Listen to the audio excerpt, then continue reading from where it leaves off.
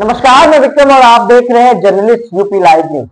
देश दुनिया की तमाम बड़ी खबरों को देखने के लिए हमारे चैनल को तुरंत सब्सक्राइब करें और कमेंट बॉक्स में अपनी अमूल्य राय जरूर दें। आइए आपको दिखाते हैं इस वक्त की सबसे बड़ी खबर।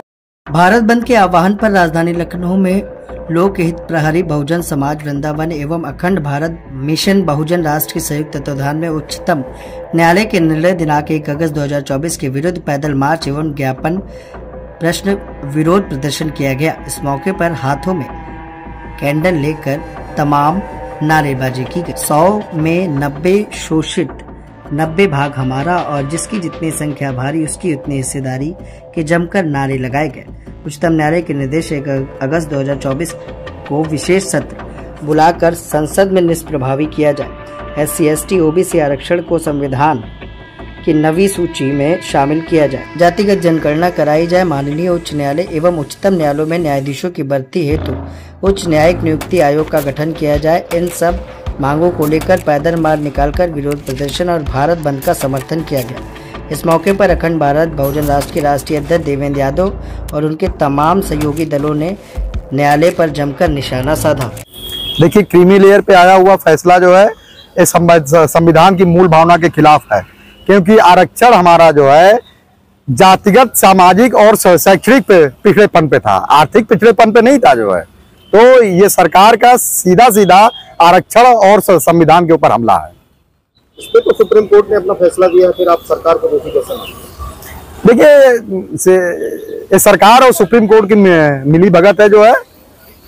दोनों लोग एक दूसरे की सहमति से काम करते हैं। सुप्रीम कोर्ट ने जो है फैसला नहीं दिया है, वो एक उनका वर्डिक्ट है। आपको जो है क्रीमी लेयर का जो 1/8/2024 को माननीय उच्चतम न्यायालय का जजमेंट आया है, उसमें 7 जजों की बेंच ने 6-1 से फैसला दिया है। एक ने बिल्कुल अगेंस्ट दिया है और 6 जजों ने जो दिया है उसमें भी अलग अलग तरह का उसमें बातें कही है। किसी ने वर्गीकरण कहा है तो किसी ने क्रीमी लेयर कहा है।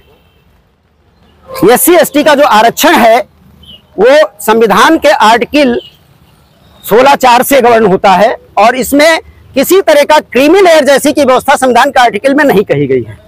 रह गई जात के वर्गीकरण की बात, आर्टिकल 341 और 342 में SC ST का जातियों का महामहिम राष्ट्रपति जी को ही उसमें प्राप्त है, दूसरे को नहीं प्राप्त है, ना किसी राज्य सरकार को प्राप्त है।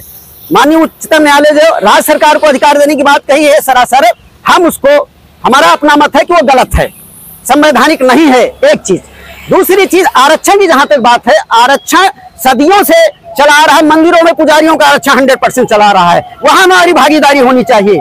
हमारा तो कहना यह है कि जातिवार जनगणना क्यों नहीं कराई जा रही? जातिवार जनगणना से सारी चीजें साफ हो जाएंगे। जो 3.7% है वो बैठा हुआ 90% नौकरियों में बैठा है, किसी में वो 86% बैठा है। उच्चतम न्यायालय और माननीय उच्च न्यायालयों में वो 86% बैठा है, वहां भी हमारा प्रतिभाग होना चाहिए, भागीदारी सुनिश्चित होनी चाहिए। इसके लिए जनसंख्या, जातिवार एक जनसंख्या ही महत्वपूर्ण वो है। अगर उसको करा लिया जाए और सबको जिसकी जितनी संख्या है उतना इसको हिस्सा दे दिया जाए, इसमें कोई दिक्कत नहीं है, सारे विवाद उसी में खत्म हो जाएंगे। सर, अभी तो 70 साल हुए आजाद हुए, पहली दूसरी पीढ़ी आई। अब ये जो लागू करने वाले लोग हैं, इनकी तो कितनी पीढ़ियां सब संपन्न है, इनको तो नौकरी देनी नहीं चाहिए, तो हम लोग के पीछे क्यों पड़े हैं? यही कहना चाहते हैं हम। उस पर विचार करे सुप्रीम कोर्ट। काहे को जबरदस्ती टारगेट कर रखा है दलितों को? उनको हम लोग को खाते पहनते देखते अच्छा नहीं लग रहा क्या? पढ़ लिख के इतने आगे पढ़े गए, उनको पता नहीं कि भारतीय भूभाग कैसा है, कितने लोग वंचित हैं, कितने गरीब हैं, सड़क नहीं है, रोटी नहीं है, 5 किलो अनाज में 80 करोड़ जनता पल रही है। ऐसे लोगों को जो घर परिवार एक निकलता है उसके 100 तब भी गरीब तबका ही रहता है, और उनसे छीन रहे, क्रीमी लेयर कर रहे हैं। अपने में क्यों नहीं कर लेते? 15% जो सबके सब रिश्तेदार बैठे हैं जज में, IAS में, और 150 जो लेटरल एंट्री के नाम से भर्ती कर रहे हैं, चोराई कर रहे हैं, उस पर सुप्रीम कोर्ट संज्ञान नहीं लेती? कैसे लेगी? सुप्रीम कोर्ट के मेंबर भी सब वही हैं। मैडम, क्या आप मानती हैं कि निचले तबके में जो लोग बैठे हुए हैं उनको आरक्षण का लाभ मिलना चाहिए? बिल्कुल मिलना चाहिए। तो जो है मेरा कहना यह है कि SC ST OBC में ही क्रीमी लेयर क्यों दिखता है?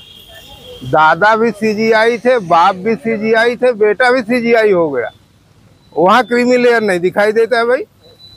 वहाँ भी तो व्यवस्था बदलो।